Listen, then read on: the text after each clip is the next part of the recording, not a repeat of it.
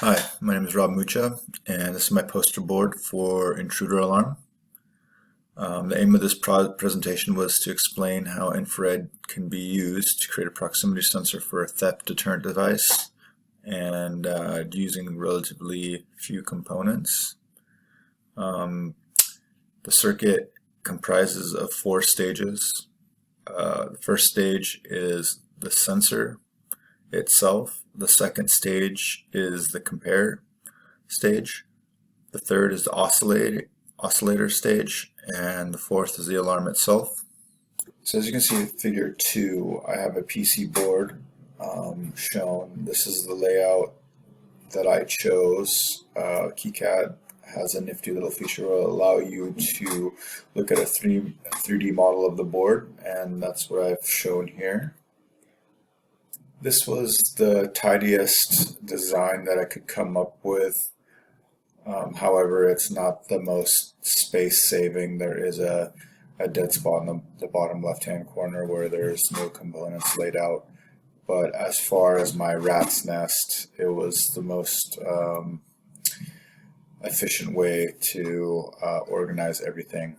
On the PCB board itself, you can see that there are a few components that haven't had a 3D model to present, so it left it blank on the circuit board.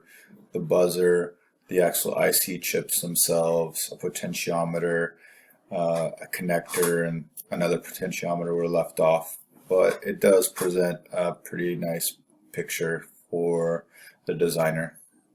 So the design, the sensor stage, the first 2 branches of the circuit as shown over here are IR diode branches. The first one is just the IR transmitter. The second branch is the IR receiver. You will notice that the IR receiver is reverse biased, and this branch is the reference for the comparator branch in the next stage. As IR is being reflected off an object, the IR receiver will actually begin to conduct, and it's like closing a switch right here, and the reference voltage will drop. So the IR transmitter I chose had a 189 nanometer wavelength, a forward operating voltage, a typical voltage of 1.2 volts, and operated at 43 milliamps, and this was biased using. So the IR receiver that's in the circuit was rated for spectral intensity of 900 nanometers, so that would actuate the use of this diode. This diode has very high resistances when there is no photons exciting it, and then obviously it's like a closed circuit. The third branch is a potentiometer, which is a 10K potentiometer that you can adjust the sensitivity of the comparator in the next stage. This essentially sets the reference voltage for the non-inverting lead input of the comparator. I had this set up at approximately 50%, so about 5K. So the voltage drop would be approximately half, or 2.5 volts heading into the non-inverting lead. The next stage is the comparator stage, and this stage utilized the LM358, which is a dual op-amp package by TI. It is configured as a comparator due to the fact that it's operating under a single supply.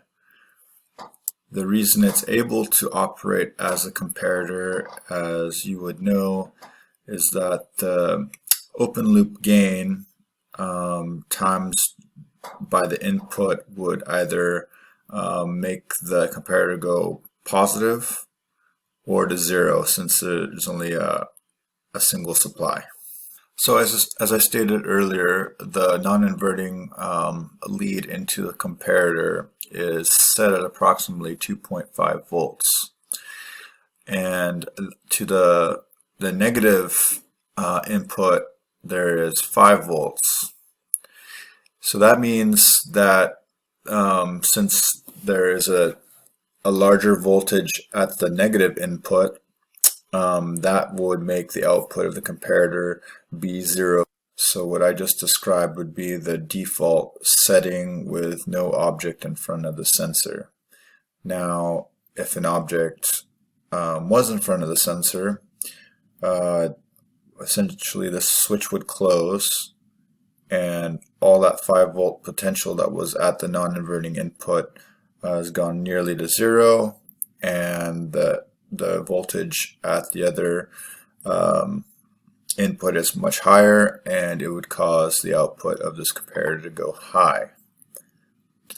So when the reference voltage is when the voltage at the non-inverting input is higher, the output is high.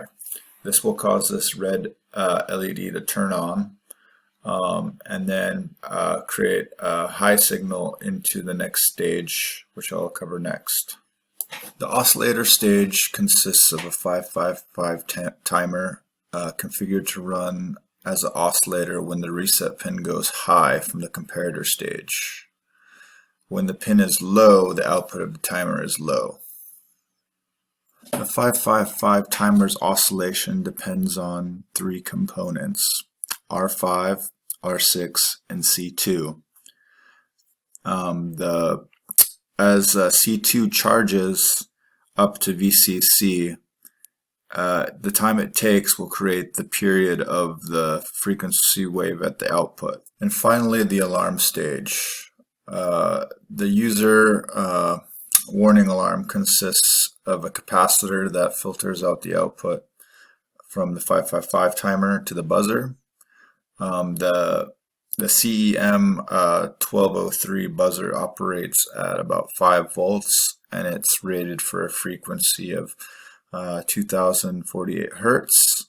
So the design consideration for R5, R6, and C2 had to be made in order for it to function properly.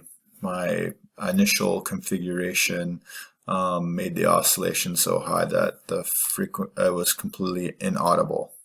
So in order to make the oscillations to the spec of the buzzer, I used the values of 1K for R5, and R6 was 3K, and the capacitor that I used was 0.1 microfarad.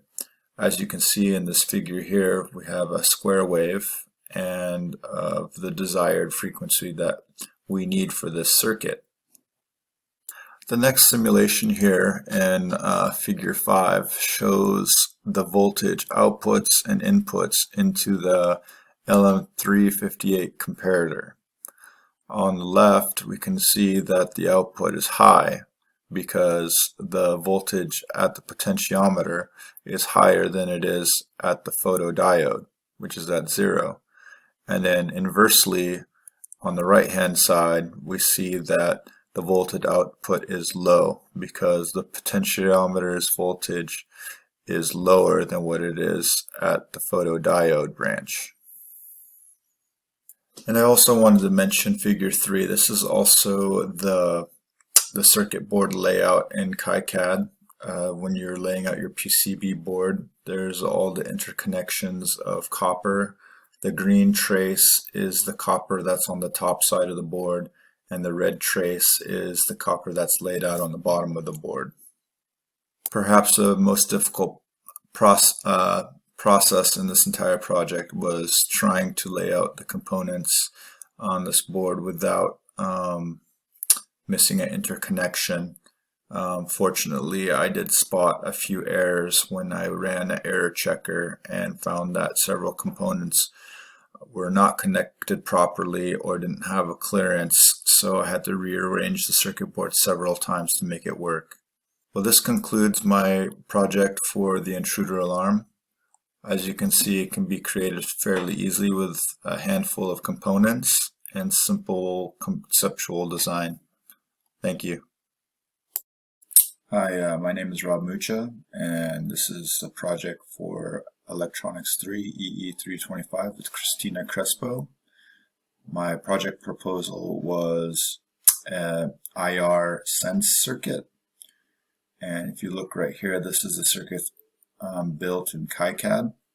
The schematic involves two diodes. There's a IR transmit and IR receive. There's a LM358 comparator. There's a couple potentiometers. There's an indicator LED. There's a 555 timer, a buzzer.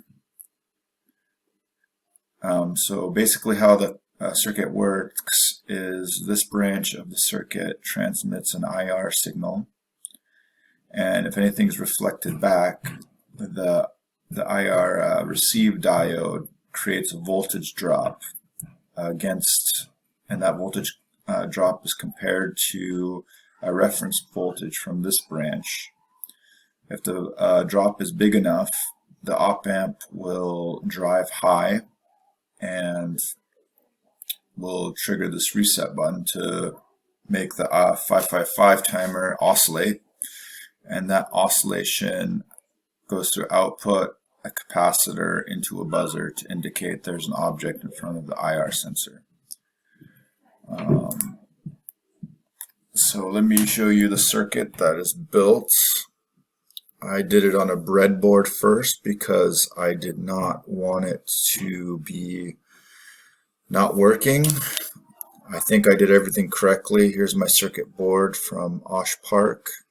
I'm going to solder all the components onto this. Hopefully everything works out. So here we go. Test it out.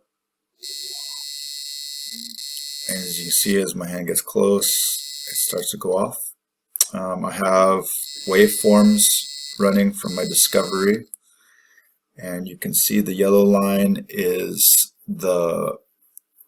connected to the transmit diode that creates the voltage drop for the comparator.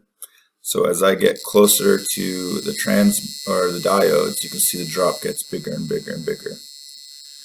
Now the blue waveform is the oscillating pulse from the 555 timer, and it makes an approximate 150 hertz output. And that's my circuit. Thank you. Hello. I've built my circuit for testing, and it is complete and operational. However, the circuit does work incorrectly. It was designed to trigger the alarm when an object was placed in front of the sensor. I'm not sure if KiCad schematic was wrong. I have a feeling that the diode, the photodiode, has been soldered in reverse, causing the issue. But I do not have a solder puller, so I'm just going to leave it as is. So here's a demonstration. As I take my finger away, the alarm will sound.